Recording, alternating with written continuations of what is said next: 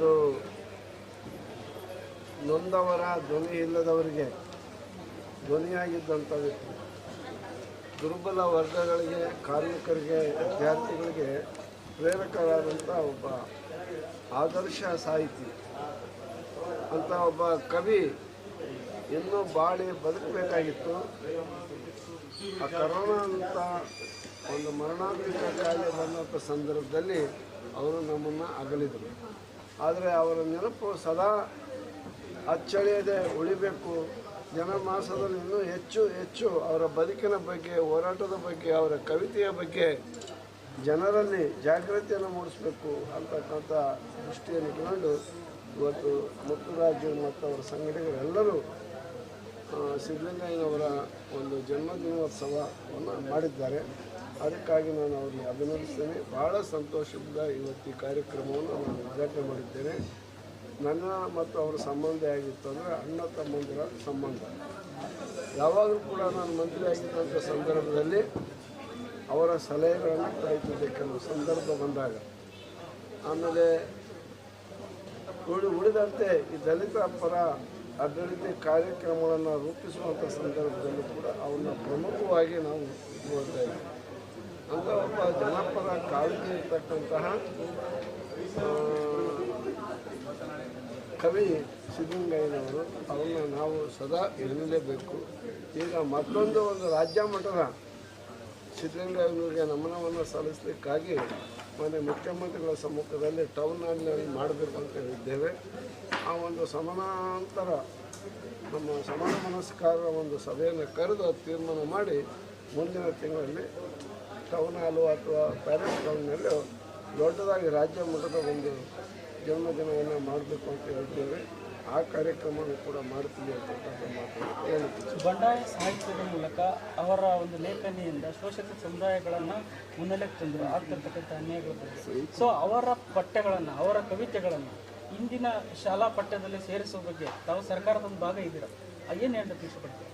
ಈಗ ಕೆಲವು ಈಗಾಗಲೇ ಸೇರ್ಪಡೆ ಆಗಿದಾವೆ ಅಂತ ನಾನು ಅಂದ್ಕೊಂಡಿದ್ದೀನಿ. ಸೇರದೇ ಇದ್ದರೆ ಸೇರಿಸೋಣ. ಈಗ ಅವರ ಪ್ರತಿಷ್ಠಾನಕ್ಕೆ ಸರ್ಕಾರ ಜಮೀನನ್ನು ಕೊಡಬೇಕು. ಆಮೇಲೆ ಅವರ ಹೆಸರಿನಲ್ಲೇ ಒಂದು ಪ್ರತಿಷ್ಠಾನವನ್ನೇ ಸರ್ಕಾರ ಸ್ಥಾಪಿಸಬೇಕು. ಇನ್ನೂ ಉಳಿದಂಥ ಅನೇಕ ಬೇಡಿಕೆಗಳು ನಮ್ಮ ಎಲ್ಲವಿದ್ದಾವೆ.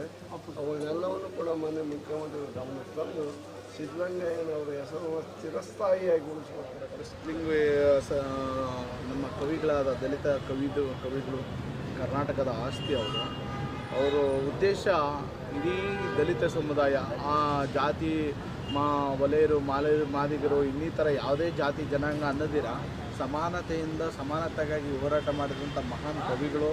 ಇಡೀ ರಾಜ್ಯ ಅಲ್ಲ, ದೇಶಾದ್ಯಂತ ಅವರು ಬಹಳ ಸಾಹಿತ್ಯದಿಂದ ಹಲವಾರು ಜನಗಳು ಬದಲಾವಣೆಯಾಗಿದ್ದಾರೆ. ಅವರ ಒಂದು ಏನು ಕ್ರಾಂತಿಕಾರಿ ಒಂದು ಹಾಡುಗಳಿಂದ ಇಡೀ ರಾಜ್ಯದ ಜನತೆ ಬೆಚ್ಚಿ ಬೀಳುವಂಥ ಕೆಲಸ. ಈ ದಲಿತ ಸಮುದಾಯಕ್ಕೆ ಯಾವುದೇ ರೀತಿ ತೊಂದರೆ ಆದಲ್ಲಿ ಆ ಒಂದು ಹಾಡನ್ನು ಕೇಳಿದರೆ ಸಾಕು, ಎಂಥವರು ಈ ಒಂದು ಸಲ ಯೋಚನೆ ಮಾಡುವಂಥ ಪರಿಸ್ಥಿತಿಗೆ ತಂದುಕೊಟ್ಟಂಥ ಮಹಾನ್ ಕವಿ. ಏಕೆಂದರೆ ಇವತ್ತು ದಲಿತರು ಏನಾದರೂ ನೆಮ್ಮದಿಯಾಗಿ ಒಂದು 50 ವರ್ಷಗಳ ಕಾಲ ಏನು ಇವತ್ತು 50-60 ವರ್ಷಗಳಿಂದ ಇವರು ಈ ಧ್ವನಿ ಎತ್ತಿದ ಮೇಲೆ ದಲಿತ ಸಮುದಾಯ ಹೊರಗಡೆ ಬಂದಿದೆ. ಇವರ ಒಂದು ಕ್ರಾಂತಿಕಾರಿ ಹಾಡುಗಳಿಗೆ ಎಲ್ಲರೂ ಧ್ವನಿ ಎತ್ತಿ ಅವರ ಆದರ್ಶಗಳನ್ನು ಪಾಲನೆ ಮಾಡಿಕೊಂಡು ಇವತ್ತು ರಾಜ್ಯಾದ್ಯಂತ ಅಲ್ಲದೆ ದೇಶಾದ್ಯಂತ ನಮ್ಮ ಡಾಕ್ಟರ್ ಸಿದ್ಧಲಿಂಗಯ್ಯ ಸಾಹೇಬರು ನಮ್ಮ ದಲಿತ ಸಮುದಾಯದಲ್ಲಿ ಹುಟ್ಟಿದ್ದೆ ನಮ್ಮೆಲ್ಲರೂ ಪುಣ್ಯ ಅಂತ ಹೇಳೋಕ್ಕೆ ಬಯಸ್ತೀವಿ. ಯಾಕೆಂದರೆ ಇಂಥ ಮಹಾನ್ ಕವಿಗಳು ಇನ್ನೂ ಹುಟ್ಟಬೇಕು. ಅವರ ಮಾರ್ಗದರ್ಶನದಲ್ಲಿ ಅವರ ಆದರ್ಶಗಳನ್ನು ಪಾಲನೆ ಮಾಡಿಕೊಂಡು ಈ ಒಂದು ಕ್ರಾಂತಿಕಾರಿ ಹಾಡುಗಳಾಗ್ಬೋದು, ವಿಚಾರಗಳನ್ನಾಗ್ಬೋದು, ಹೋರಾಟಗಳನ್ನಾಗ್ಬೋದು, ಇಂಥವರ ಒಂದು ಆದರ್ಶಗಳನ್ನು ಪಾಲನೆ ಮಾಡೋದು ನಮ್ಮೆಲ್ಲರ ಕರ್ತವ್ಯ ಆಗಿರುತ್ತೆ. ಪ್ರತಿಯೊಬ್ಬರು ನಮ್ಮ ಸಿದ್ಧಲಿಂಗಯ್ಯ ಅವರ ಪುಸ್ತಕಗಳನ್ನು ಓದಿ ಅವರ ಒಂದು ಪ್ರತಿಯೊಂದು ಹಾಡುಗಳನ್ನು ಕೇಳಿ ಇನ್ನೂ ಈ ದೇಶದಲ್ಲಿ ಒಗ್ಗಟ್ಟು ಪ್ರದರ್ಶನ ಮಾಡೋದಕ್ಕೆ ಎಲ್ಲರೂ ಒಗ್ಗಟ್ಟಾಗಬೇಕು. ಎಲ್ಲ ದಲಿತ ಸಮುದಾಯದ ಅಣ್ಣ ತಮ್ಮಂದರಲ್ಲಿ ನಾನು ಈ ಸಂದರ್ಭದಲ್ಲಿ ಅವರ ಒಂದು ಜಯಂತಿ ಪ್ರಯುಕ್ತ ನಾನು ವಿನಂತಿ ಮಾಡ್ಕೊತೀನಿ. ನುಡಿನಗಮನ ಕಾರ್ಯಕ್ರಮಕ್ಕೆ ಬಂದಂಥ ಎಲ್ಲರೂ ನಿಜವಾಗ್ಲೂ ನಾವು ಎಲ್ಲರೂ ಧನ್ಯರಾಗಿದ್ದೀವಿ. ಅವರಿಗೆ ಒಳ್ಳೆಯದಾಗಲಿ, ಅವರ ಕುಟುಂಬಕ್ಕೆ ಶಾಂತಿ ಸುಖ ಶಾಂತಿ ನೆಮ್ಮದಿ ಕೊಡಲಿ ಅಂತೇಳಿ ಈ ಸಂದರ್ಭದಲ್ಲಿ ಹೇಳಕ್ಕೆ ಬಯಸ್ತೀನಿ. ಖಂಡಿತ ನಾವು ಒಂದು ಕಲಾಮಂಡಳಿಯನ್ನೇ ಭಾರತೀಯರ ಸೇವಾ ಸಮಿತಿ ವತಿಯಿಂದ ಒಂದು ಕಲಾಮಂಡಳಿ ರಾಜ್ಯ ನಮ್ಮ ಮಂಜು ಕವಿಯವರು ಸೇರಿದಂತೆ ಹಲವಾರು ಗಾಯಕರಿದ್ದಾರೆ ನಮ್ಮ ತಂಡದಲ್ಲಿ ಸಂಘಟನೆಯಲ್ಲಿ. ಅವ್ರನ್ನೆಲ್ಲ ಒಂದು ಕಲಾಮಂಡಳಿ ರಾಜ್ಯ ಕಲಾಮಂಡಳಿಯಿಂದ ಒಂದು ಆದಷ್ಟು ಕೂಡಲೇ ಒಂದು ಕಲಾಮಂಡಳಿಯನ್ನು ರಚಿಸಿ ನಮ್ಮ ಸಿದ್ಧಲಿಂಗಯ್ಯವರ ಹಾಡುಗಳನ್ನು ಮತ್ತೆ ಈ ರಾಜ್ಯಕ್ಕೆ ಮುಟ್ಟುವಂತೆ ನಾವೆಲ್ಲರೂ ಮಾಡ್ತೀವಿ. ಅವರ ಆದರ್ಶಗಳನ್ನು ಪಾಲನೆ ಮಾಡ್ತೀವಿ. ಅವರ ಗೀತೆಗಳನ್ನು ನಾನು ಸಹ ಮುಂದಿನ ದಿನಗಳಲ್ಲಿ ಹಾಡಿ ಈ ಸಮಾಜವನ್ನು ಕಟ್ಟುವಂಥ ಕೆಲಸ ಮಾಡ್ತೀನಿ. ನಾನು ಸುಮಾರು ಒಂದು 20 ವರ್ಷಗಳಿಂದ ನಾವು ರಾಜಕೀಯದಿಂದನೇ ದೂರನೇ ಇದ್ದೀವಿ. ಯಾವುದೇ ಕಾರ್ಯಕ್ರಮಕ್ಕೆ ಯಾವ ರಾಜಕಾರಣಿನೂ ಸೇರಿಸ್ತಾ ಇರಲಿಲ್ಲ. ಯಾಕೆಂದರೆ ಈ ರಾಜಕಾರಣಿಗಳು ಸ್ವಾರ್ಥಿಗಳಾಗ್ಬಿಟ್ಟಿದ್ದಾರೆ. ಇವಾಗ ಗೆದ್ದಿದ್ದೇ 5 ವರ್ಷ ಮತ್ತೆ ಆ ಕಡೆ ಮುಖ ತೋರಿಸಲ್ಲ. ಅದೇ ದುರಾದೃಷ್ಟ. ಯಾಕೆಂದರೆ ನಾವು ಇವತ್ತು ಒಂದು ಪಕ್ಷವನ್ನು ಆಯ್ಕೆ ಮಾಡಿದ್ದೀವೋ ಇಲ್ಲ ಒಂದು ರಾಜಕೀಯ ಪ್ರವೇಶ ಮಾಡಿದ್ದೀವಿ ಅಂದರೆ ಸಮಾಜಕ್ಕೆ ಯಾವ ರೀತಿ ಕೆಲಸ ಮಾಡಬೇಕು, ಒಂದು ರಾಜಕಾರಣಿಯ ವ್ಯವಸ್ಥೆ, ರಾಜಕಾರಣಿಯ ಕರ್ತವ್ಯ ಏನು ಅನ್ನೋದನ್ನು ತೋರಿಸೋದಕ್ಕೋಸ್ಕರ ಮಾತ್ರ ಸೇವೆ ಅನ್ನೋ ಲೆಕ್ಕದಲ್ಲಿ ನಾವು ಪ್ರತಿದಿನ ಅವರ ಕಷ್ಟಗಳಿಗೆ ಭಾಗಿಯಾಗಿ ಅವರ ಏನು ಮೂಲಭೂತ ಸೌಕರ್ಯಗಳು ಬರಬೇಕು, ಅಲ್ಲಿ ಸ್ಥಳೀಯ ಸಮಸ್ಯೆಗಳೇನಿದ್ದಾವೆ ಪಕ್ಷಾತೀತವಾಗಿ ನಾವು ಪಕ್ಷದಲ್ಲಿ ಇದ್ರೂ ಯಾರೇ ಪಕ್ಷದಲ್ಲಿ ಯಾವುದೇ ನಮ್ಗೆ ಓಟ್ ಆಗದೆ ಹೋಗಲಿ, ಕಷ್ಟ ಅಂತ ಬಂದಾಗ ಅವ್ರ ಕೈಯಲ್ಲಿ ಹಿಡಿಯೋದು ಪ್ರತಿಯೊಬ್ಬ ಮನುಷ್ಯನ ಕರ್ತವ್ಯ, ಮಾನವೀಯತೆ ಜೊತೆಗೆ ಅವರ ಜವಾಬ್ದಾರಿ ಕೂಡ ಆಗಿರುತ್ತೆ. ಹಾಗಾಗಿ ನಾವು ಯಾವುದೇ ಒಂದು ಪಕ್ಷದಲ್ಲಿ ಗುಡ್ಸ್ಕೊಂಡ್ರು ಎಲ್ರಿಗೂ ಸಮಾನತೆಯಿಂದ ನೋಡುವಂಥ ಕೆಲಸ ಮಾಡ್ತೀವಿ.